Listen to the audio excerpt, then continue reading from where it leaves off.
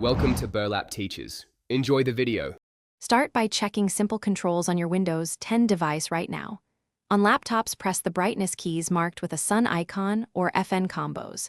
On desktops, open Action Center from the taskbar and use the brightness slider.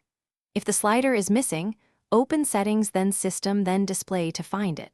Also check Power Plan Settings and Battery Saver, which can limit display brightness. Note the keyboard shortcuts and keep them updated in your user manual. Open Device Manager and expand Display Adapters to check your driver status. Update the display adapter in Device Manager to ensure the latest driver is installed. If a new driver caused issues, roll back the driver using Device Manager properties.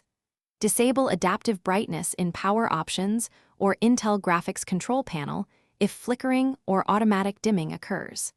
Use Windows Update to fetch verified display drivers from the manufacturer when available. Reboot after changes to confirm brightness controls behave normally.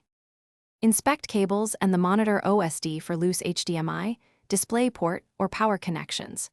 Check the monitor OSD and cables for loose HDMI, DisplayPort, or power connections. Use manufacturer control panels like NVIDIA or AMD to set brightness and color profiles precisely. Calibrate display brightness in Settings, then System, then Display for accurate gamma and contrast. Boot to safe mode to test if third-party apps or services cause brightness problems.